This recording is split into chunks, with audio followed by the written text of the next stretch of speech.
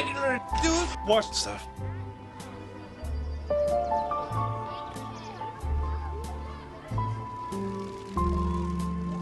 It's about fucking time. What took you guys so long? Welcome to Regular Dudes Watch Stuff. I am your host, Jamie G. Esquire, the fifth master of the nocturnal landscaping. Ray, we're just doing some landscaping. Chill out. What are you doing? Landscaping. Go back to bed. And I'm here with Magna Mills and the Soup Deucer to discuss what we've been watching and to talk about an episode of one of my absolute favorite shows, Trailer Park Boys. Let's go. Drinks, let's go. Hey, Mills, wake up, buddy. You ready to do this, or are you just dreaming about your bowling alley days? Hey, man, what can I say? Sometimes the Church of Roy Munson just leaves me in awe. Welcome to my church. Wow. It's kind of intimidating to be in the presence of so many great athletes. I am Magna Mills.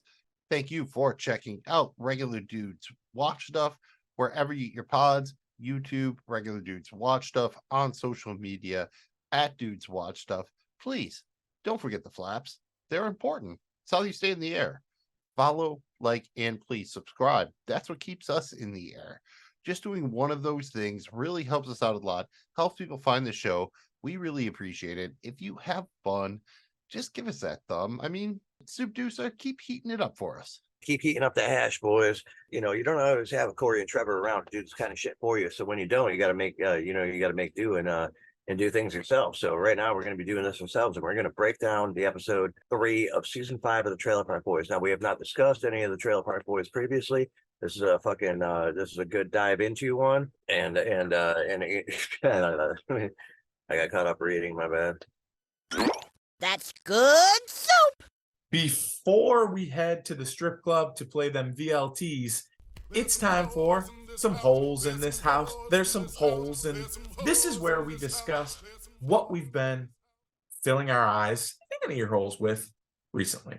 I've been filling both my ears and my eye holes, and I'm excited to talk about it. First off, I finished season 2 of Yellow Jackets. It was fantastic. What a great ending. Really enjoyed that one. Not going to spoil it, but it's a heavy show. At times it's very intense, but man, I really like it. Excited about where they take that in season 3. My Seinfeld continues. I'm in season 8 now, heading into season 9. Really enjoying that. I'm just going to see it through. And then I also recently started Banshee.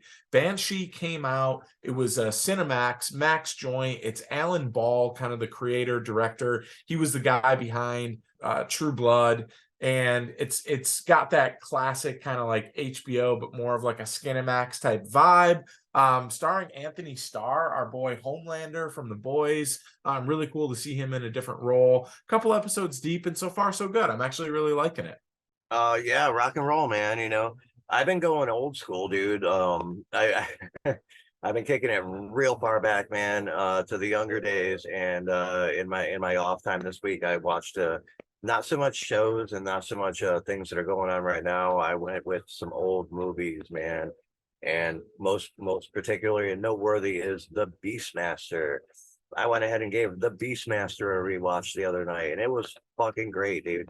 As cheesy and fucking like 80s ish as it is, dude, it was I mean, it's a classic for me. Just remember it for a nostalgic whatever the fuck from being a kid or whatever. And The Beastmaster, man, you know, it was like Mark Singer and I forget the chick's name. We got Rip Torn in there. Tanya Roberts, that's her name, man. Like half naked the entire time, man. You know, I mean, it's pretty solid, you know. John Amos in there, dude. Pretty good fucking flick. 1982, all the way back to 1982 on this guy. So a good solid joint. The Beastmaster. It's real. It's weird. It's like a fantasy, like Willow-ish kind of shit. You know, Willow's a good one too. I should check that out. Other than The Beastmaster, I also rewatched a movie with Charlie Sheen from the early days called The Wraith, a 1986 joint, man, where he's, you know, it's about him driving a badass car and, you know, he got killed by some people. It was some fucked up shit or whatever. So he's kind of like a ghost, hence The Wraith or whatever. But pretty solid one there too, man. You got him, you got Nick Cassavetes, and you got fucking Randy Quaid in that joint, man.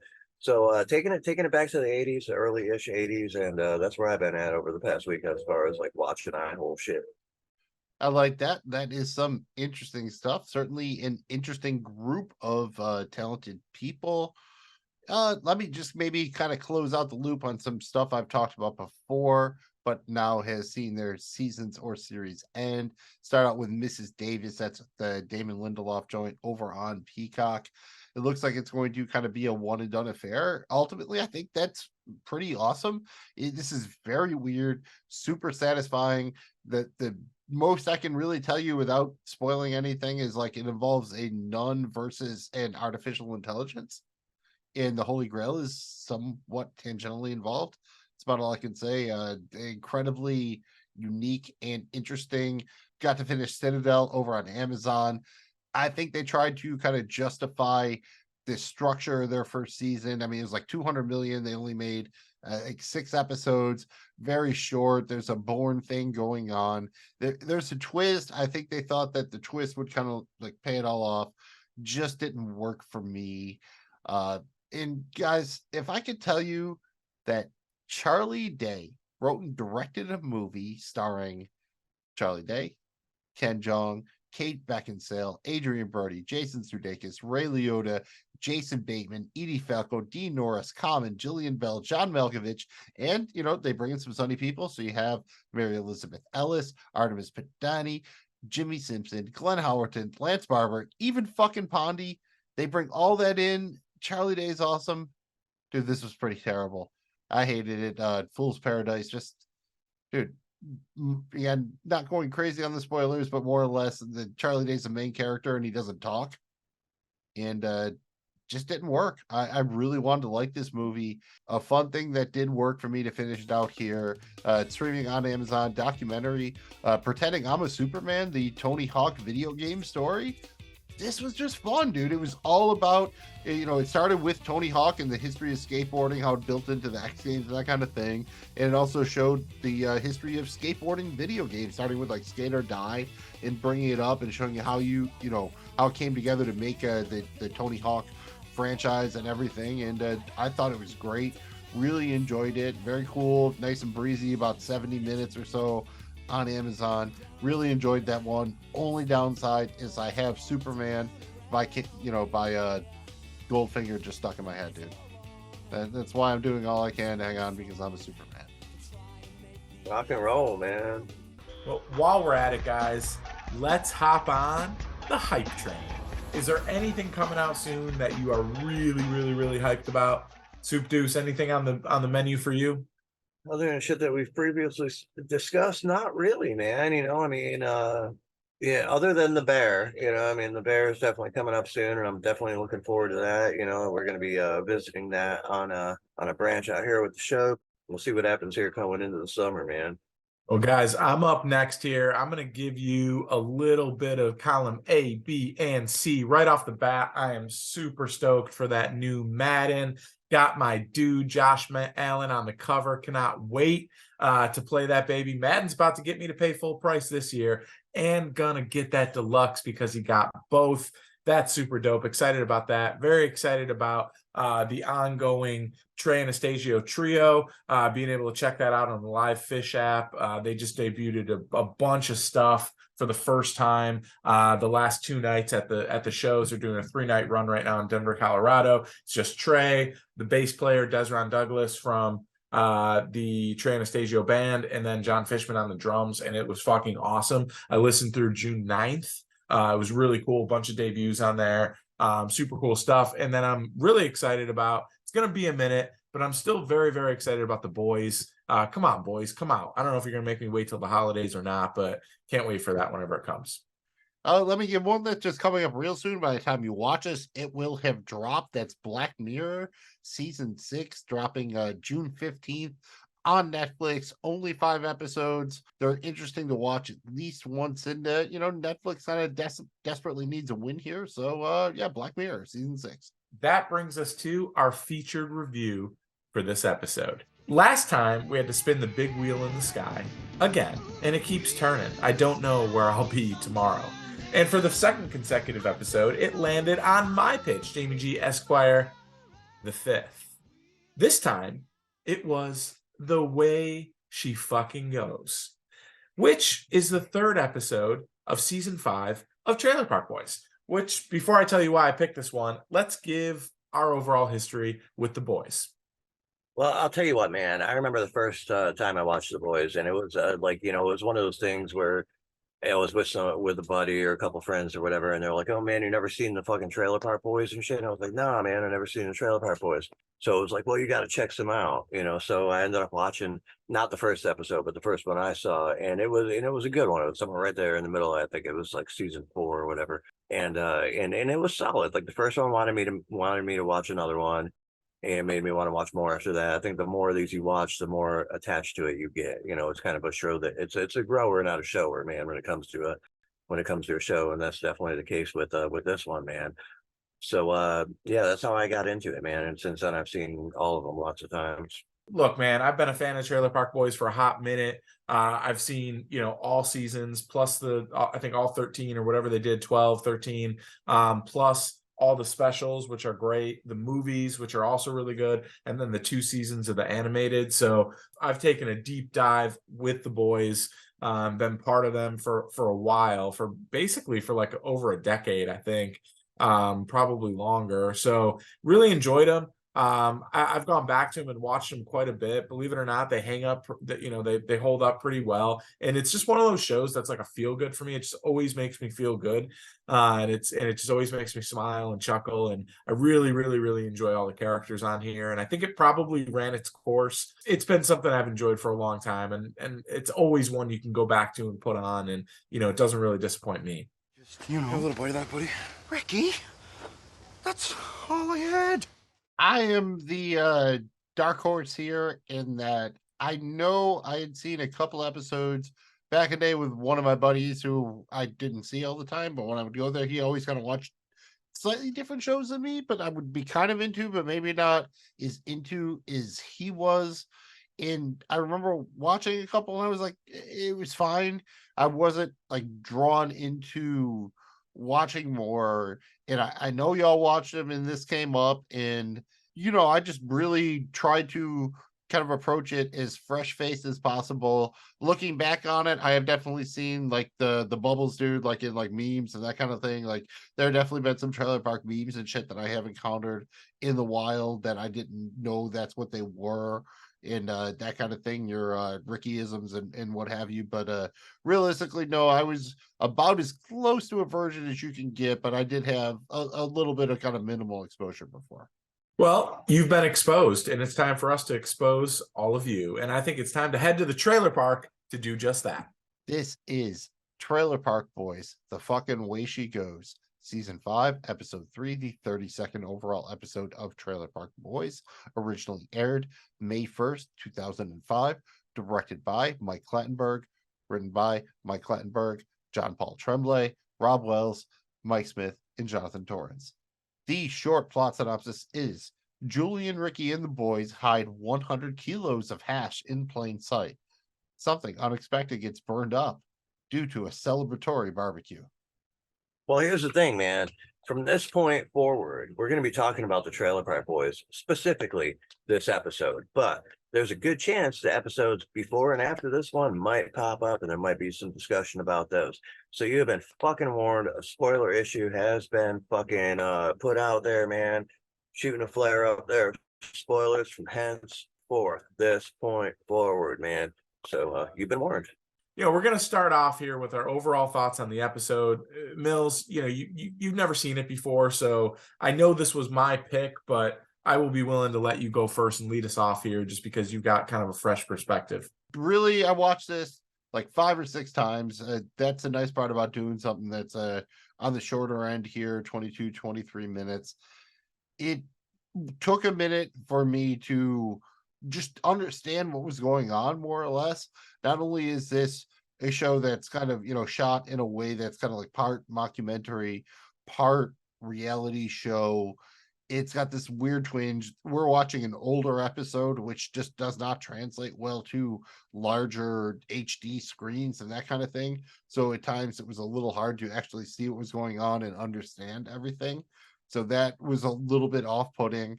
And I think for the most part, I get that this seems like it could be a cool hangout show that you have these interesting characters and all that have things going on, but getting dropped into the middle of it just didn't quite do it for me, because I was like, there were things I'm like, oh, that should be funny, but it wasn't actually funny because I didn't have the context of having like spent the time with the characters and that kind of thing. I appreciate you getting me into it, but I'm not 100% sure if this was maybe the best way to do so. I thought that this is a good episode because you get a lot of kind of, you know, the thick of the boys plot for that kind of runs through this season. You wouldn't know that Mills coming in new, but the hash driveway kind of carries over from the end of last season and through this season. And I just thought it was funny because it's one of their bigger kind of plots and kind of their put it out in the plain sight. You also get a great, you know, J-Rock's great in this. I mean, he's really, this is kind of the part of the series where J-Rock's like, he always hits, but he's on some bangers here, dude. So I really like that. And you get a bunch of the guy in the chair, dude. I've always been a fan of the guy in the chair. I just think it's a funny character. I would say the only downside about this is you don't get a ton of bubs. You know, you don't get a lot of the really good bubbles that you get in some of the other episode. And you get a bunch of great Rickyisms in this one. So looking back, there's so many great episodes. I probably could have picked, I don't know, some other ones. Maybe we'll talk about that later in this episode. That might have been better gateways for you. But, you know, for me, I'm a big fan of this one, dude. I thought this season's really good. And I thought this one is just great. And I love the way it ends, you know, with Ray just being like, It's the way she goes, buddy. The fucking way she goes. And it just cuts, you know, and it's just got their iconic kind of like intro and outro music. It's just great. Yeah, agreed, man. You know, I mean, I will say this is probably a pretty good gateway episode for the most part.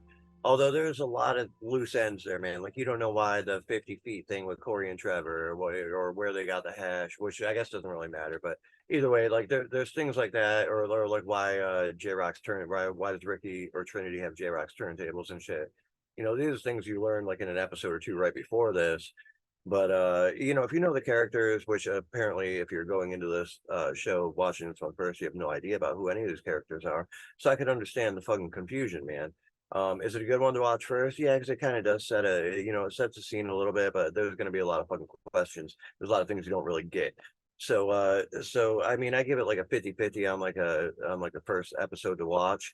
Although it is a good one as far as like some of the like what they're doing in the story and you know, kind of getting a grasp of what their deal kind of is as far as like, you know, what they do living in this park and shit. But I really don't think that it spells out a whole lot of personalities with most of the characters and shit to a degree where this would be a good first episode to watch for most people.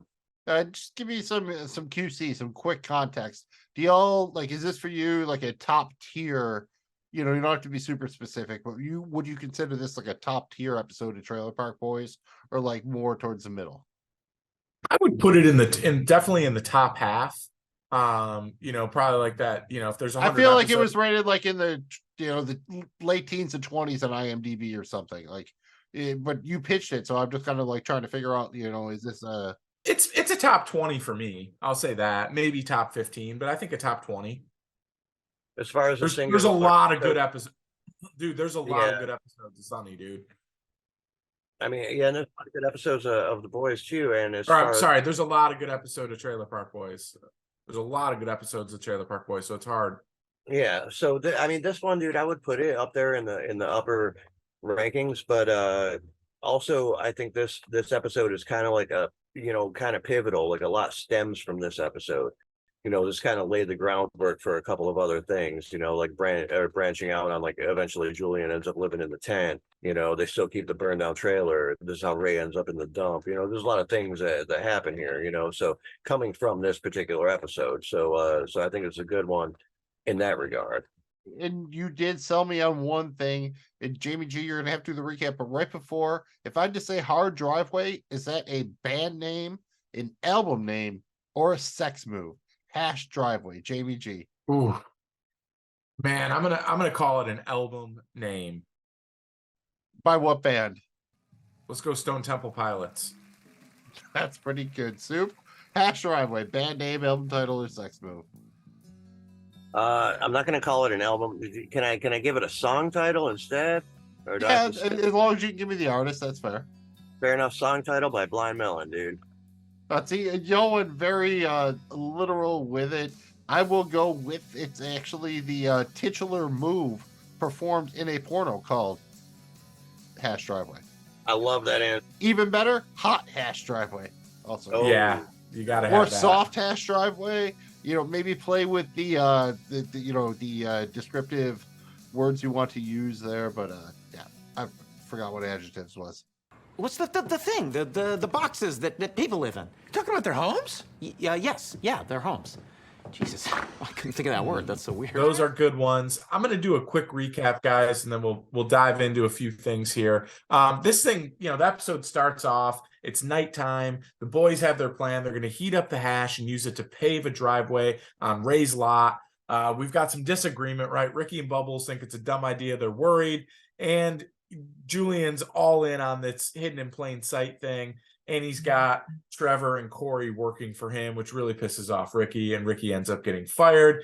We then see J-Rock Baby, J-Rock Baby, and his new scheme with the rock pile, hard as fuck, is stealing groceries from the local parcel pickup. I mean, they got ganking groceries down to a science. We see Julian sleeping with Ray, missing $60 as he wakes up. Ray obviously took it. I mean, the guy in the chair is letting him stay there rent-free. Gets accused. Sketchy situation. We also see J-Rock showing up, demanding he pay his grocery bill, and he kicks him out. We find out he's hooked on those VLTs down at the strip club.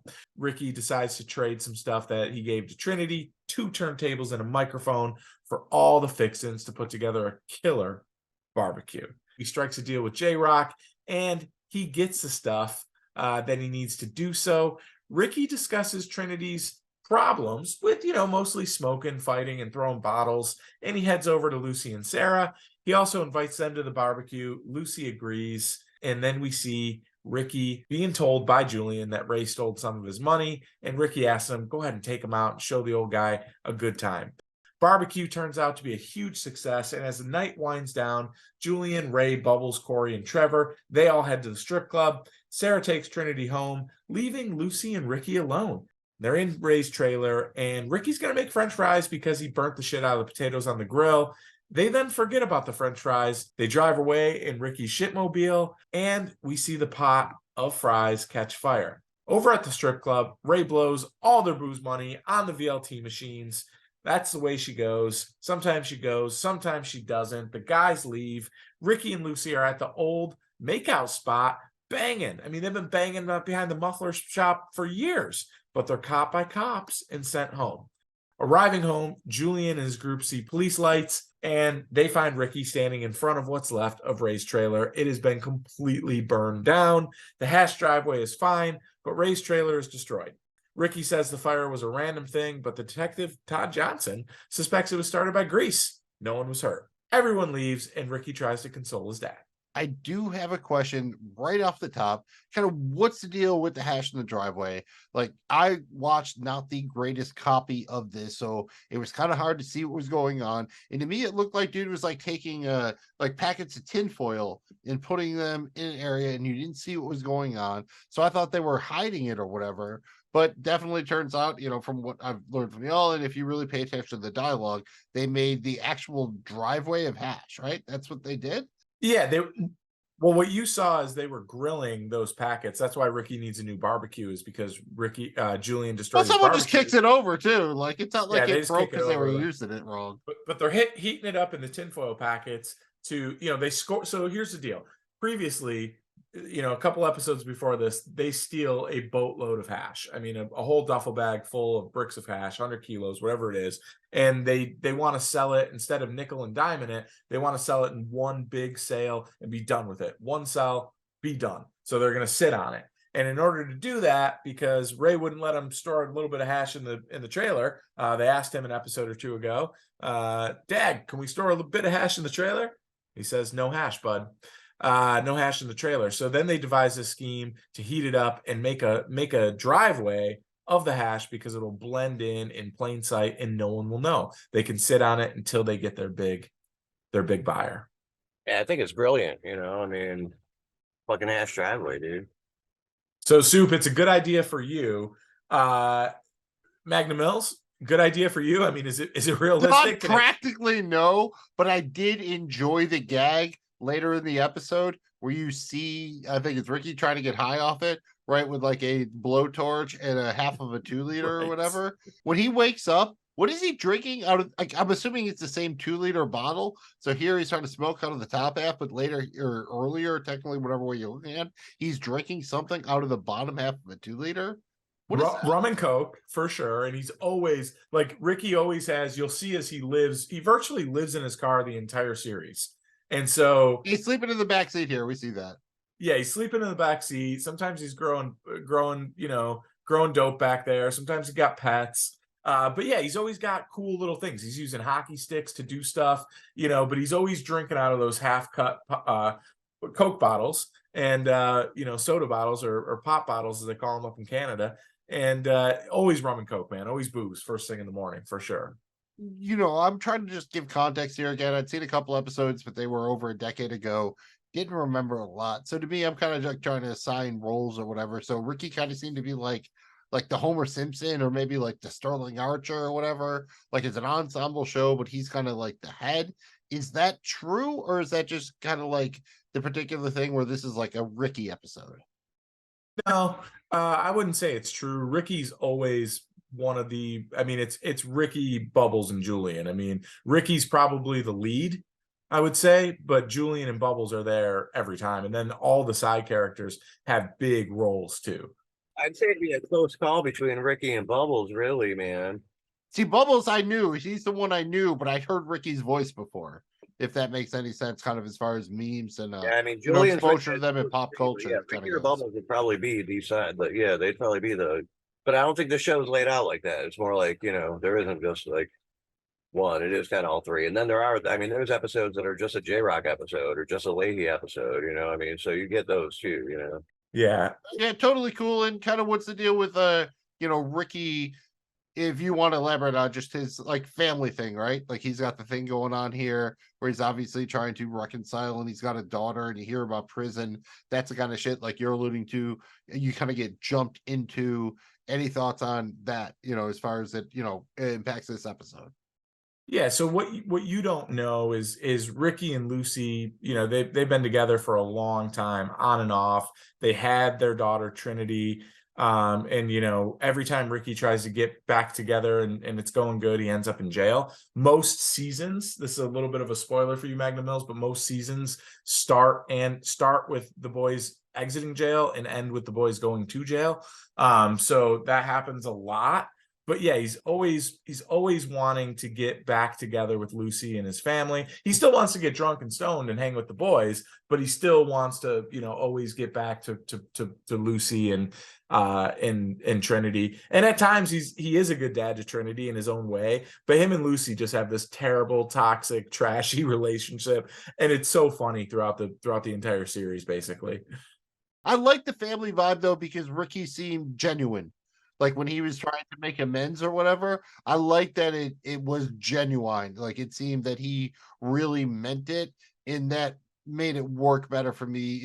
It wasn't just like, oh, I gotta kind of like Tony Soprano sometimes. You weren't sure why he wanted to get his family back together. Oh, I think throughout the entire show, it was clear that Ricky really Ricky really loves Lucy. Like you can tell like throughout the entire show, like other characters date, other things happen. Ricky always loves. And it's Lucy. a Charlie Kelly, right? If you're going to have characters who aren't the smartest, they need to at least be sincere. And I think the characters here come across as sincere. I think that's important. Side, man. Like he loves animals too. He does. No, that's cool. And I think they have to have that to pay off. Like, you know what I mean? You can't be dumb forever. That's what kind of the Simpsons struggle with later in their life, man. Like Homer can only be so fucking dumb. You know what I mean? And it's important, but dumb and earnest is the way to go, like the Ernest movies. He's got a real soft side to him, man. And for being the big tough guy he is, he's got a super soft side, which is awesome, which makes his characters as cool as it is. You've talked about him already. Dude, J-Rock is kind of like my stealth MVP. he was just fun. You know, you got the whole thing, they're stealing the groceries or whatnot. They roll up on Ray and everything, kind of like, what's up with this dude? And I loved his supporting gangster dudes just trying to look tough. And then when I think Ricky's asking him for like a list, and you see the one dude like get out a joint and start writing it down. I thought all that shit was great. What's up with kind of J-Rock and his crew? What's their deal? Dude, J-Rock is a fucking major character. He's awesome, man. He's Early just highlight for me. I stereotypical. loved him. Yeah. What you saw of him right there, what you see is what you get. That's J-Rock, dude. He's a stereotypical that guy, you know. And every town has one, every fucking trailer park has one, every high school has probably 100 of them, whatever the fuck. But he's that dude, and he plays it so fucking perfectly. I mean, I don't know. He's a crucial character throughout the entire fucking series, man. So definitely important. He's so funny, dude, and he's always like Soup said, he is super consistent like that, and he's got his boy T. And later they become the Rock Pile, but it's always, you know, it's him and T and the Rock Pile, and they always got wild schemes that they're running. They're always talking shit to Randy with his cheeseburger eating ass, Mafk. You know, he's just got those great one-liners, dude. He's also the microphone. That was a great assassin. quote. That was a great quote with the cheeseburger joint.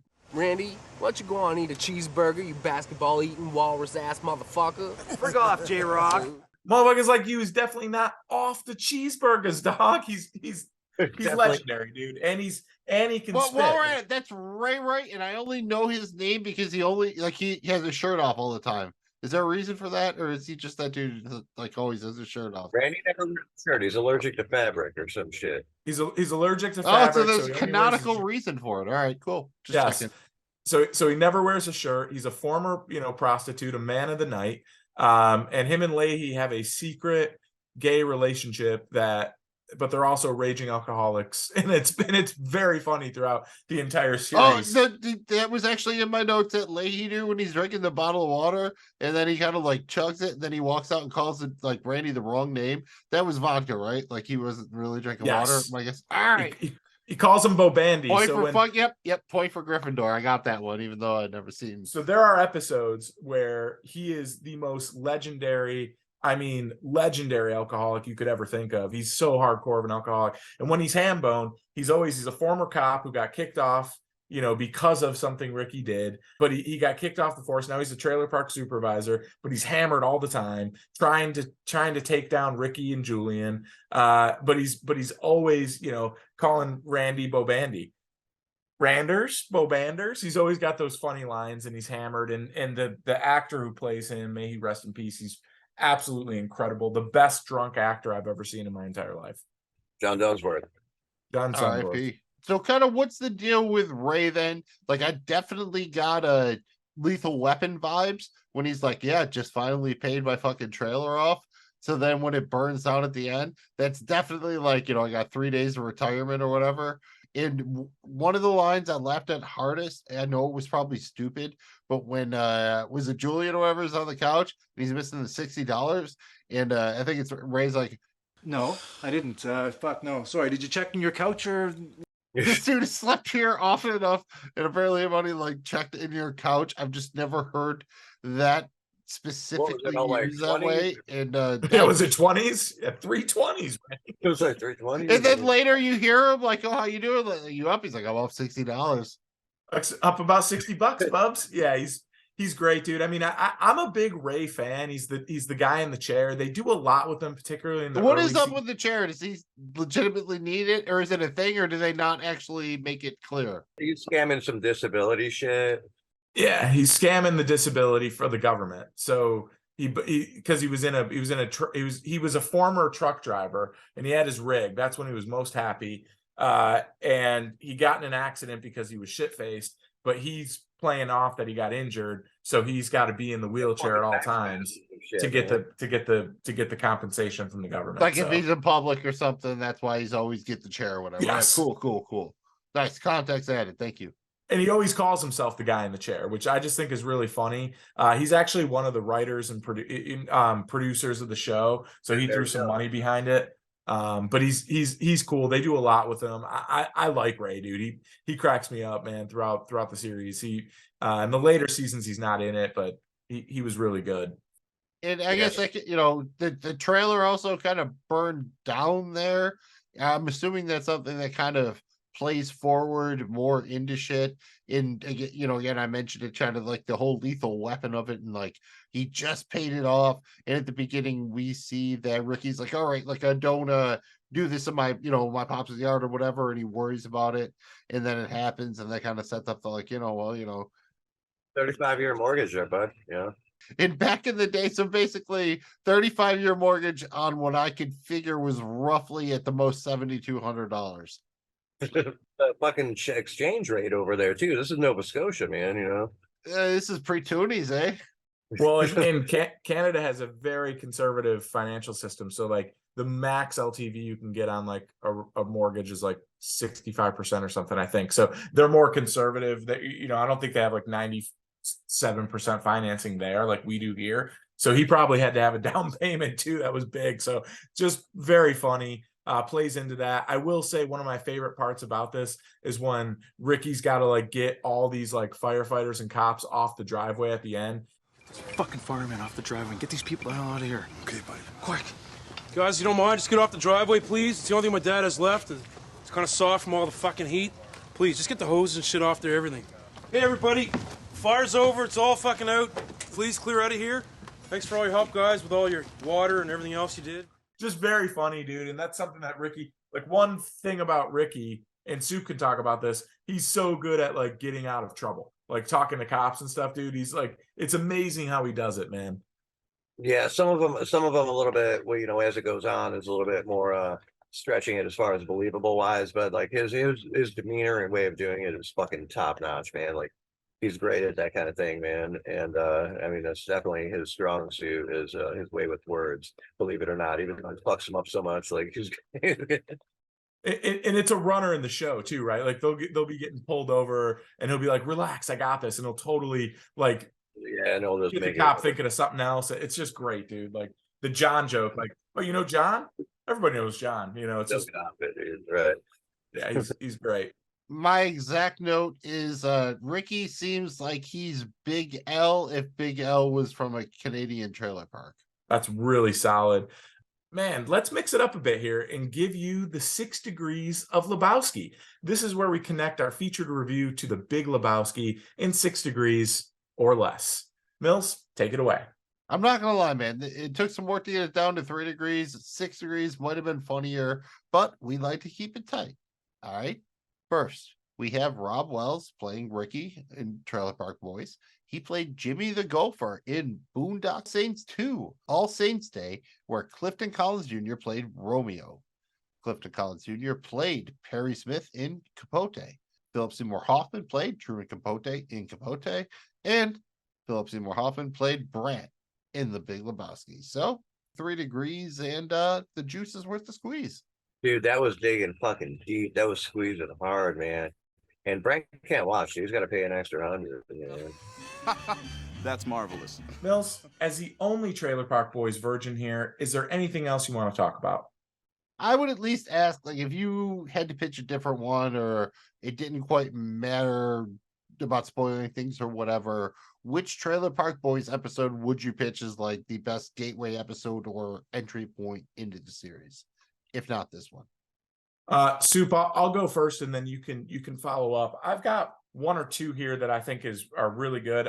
First, Microphone Assassin. I think especially knowing that you really connected with J-Rock, you would love that. That's season 3, episode 4. It is way up there. And then I've got to go with I Am the Liquor. That is a great one. It's loaded with quotes, dude. Yeah, and you got to see that one. Season 5, episode 9, I Am the Liquor.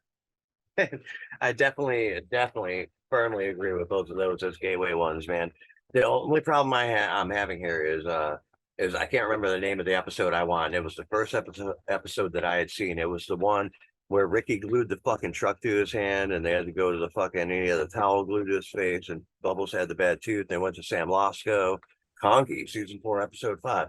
Conky. This is a good gateway episode, and I don't want to call it a gateway episode. It's a good fucking dive in episode, man. A good one to just get your feet wet And then the more and more you watch from there, I think the more and more you fucking gather. But like when I first started watching this shit, I sporadically did it. I was like, oh, they're free on YouTube. I'll just watch this one, this one, this one, and this one after I had watched, a couple. And then I was like, man, it got to a point where some of the shit wasn't making sense. And I knew it would. So then I tried to make it work in order. And that's when I started watching it front to back.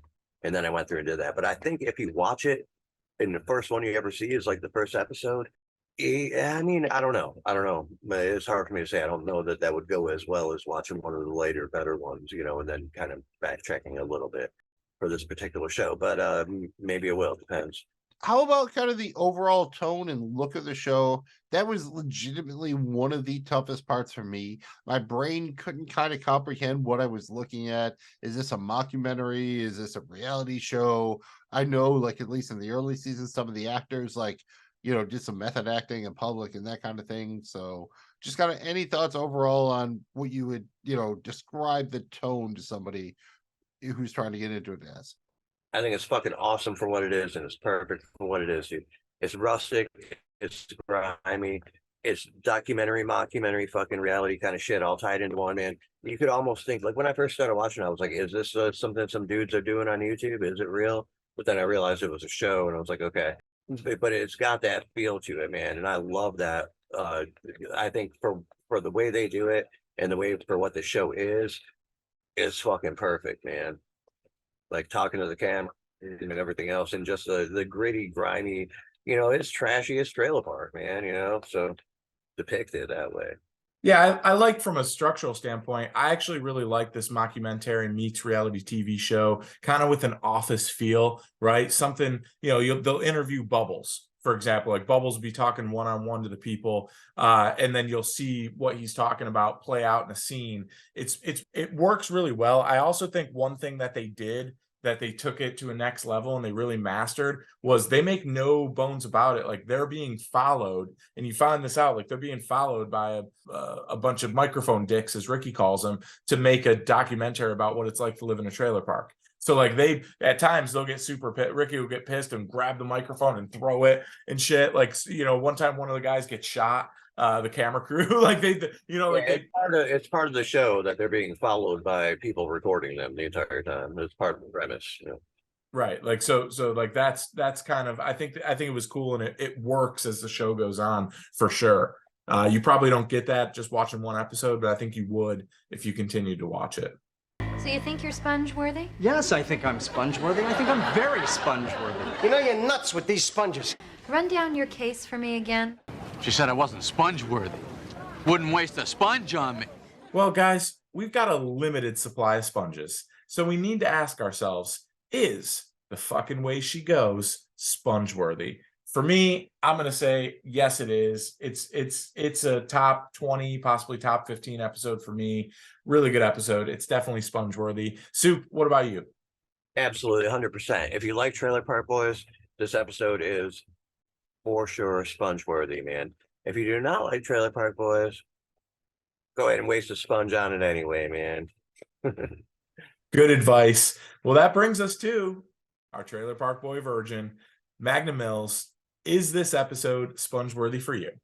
Look, man, here's the deal. I don't want to say that this is one of those statements where a smart person would say nothing counts after you say the word but I am willing to go on another date maybe in the future. Perhaps you could be sponge-worthy. Maybe there's some hair discussions. There's things we can talk about. So not sponge-worthy yet, but I definitely, after watching it a few times, feel more enthused about watching the series.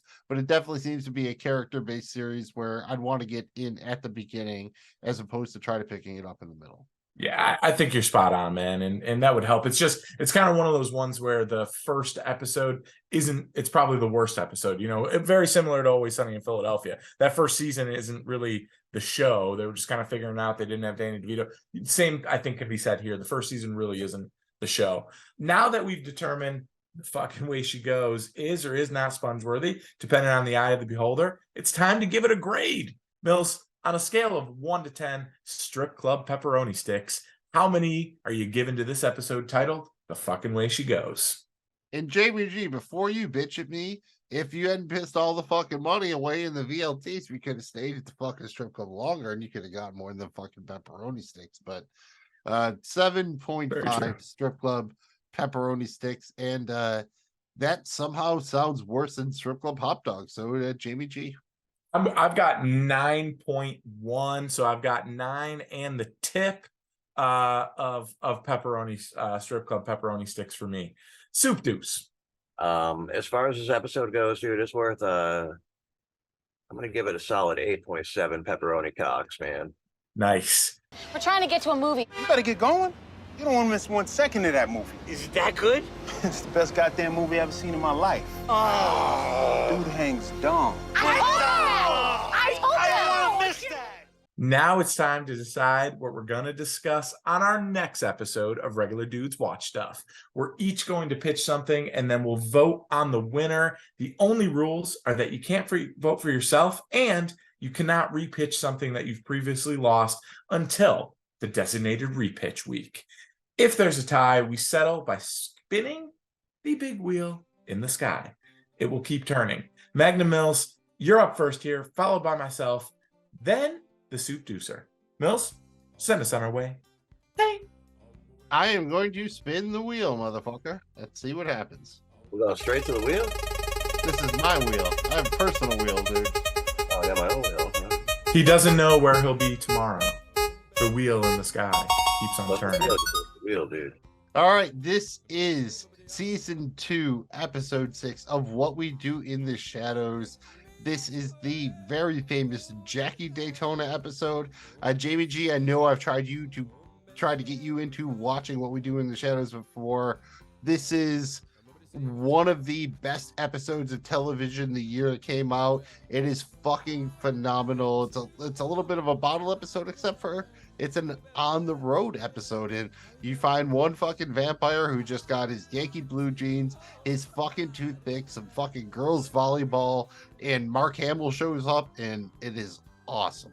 So I am pitching What We Do in the Shadows, season 2, episode 6, on the run. It is a fucking banger, Jamie G.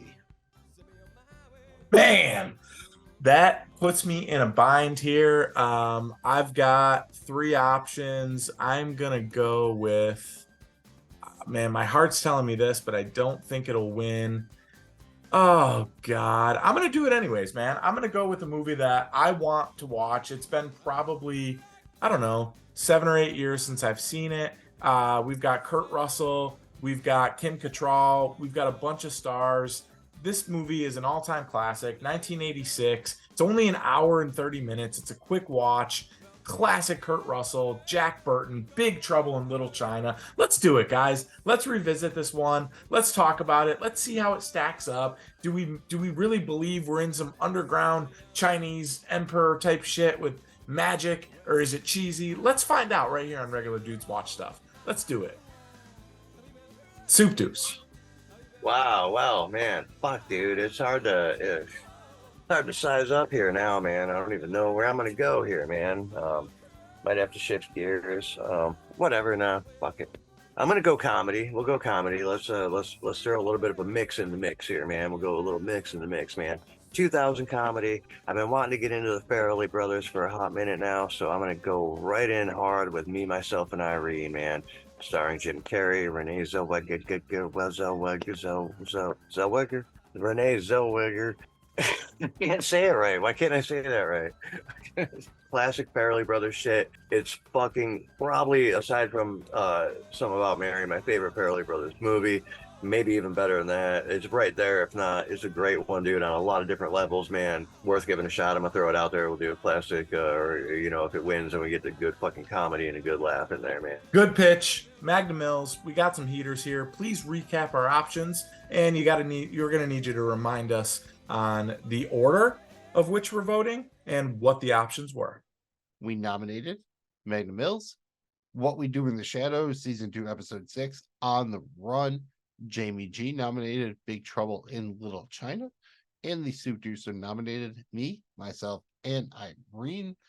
And we vote in the reverse order in which we nominated. The Soup Deucer will vote first, followed by Jamie G, And then I am potentially the decider.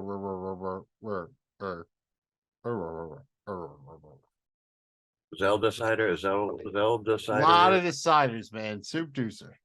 I'm not gonna beat around the bush, dude. I have heard some pretty decent things about what we do in the shadows. I've heard mixed reviews, but I do know somebody has been trying to get me to check it out, or at least bringing it up. Hey, man, you should check this out. And I like vampire shit, dude. So I've been a little bit skeptical on it, but maybe I should give it a shot. So I think I'm gonna go ahead and vote for that this week. JVG, you're up next. Well, you know what? We are going to keep the episode game going because I am going to vote for that as well. We're going to break down what we do in the shadows. It'll be a nice review. Oh, thank goodness. You don't know how it warms my heart to hear that. I am going to go with Big Trouble in Little China. I know Jamie G's been pitching that for a long time. I think that would be a fun one, especially because they keep trying to remake it and nobody can because they probably I might fill my eye hole with the. There's so many good people involved with this. This is basically a bottle episode, but it's not a bottle episode, and it's just you're gonna care about high school women's volleyball. I'm just telling you, you're gonna care. That's bold. We're intrigued, and thank you guys. Hopefully you're intrigued too. We appreciate you checking out Regular Dudes Watch Stuff. We're here for you. Don't forget the flaps. Follow, like, and please subscribe. And if you got a movie or a show that you'd like us to talk about, hit us up on our social media, Regular Dudes Watch Stuff, or in the comments of this YouTube video or podcast. Magnum Mills, where can they find it? You did a really good job. He basically got all of it. Regular Dudes Watch Stuff is the easiest way, but Dudes Watch Stuff will mostly get you there, especially on the social medias. Again, the flaps, follow, like, and please subscribe. It's the best way that you can show us that you like what we do. Thank you guys for checking out Regular Dudes Watch Stuff. We'll be back next week to cover What We Do in the Shadows, Season 2, Episode 6. On the Run. The fucking way she goes.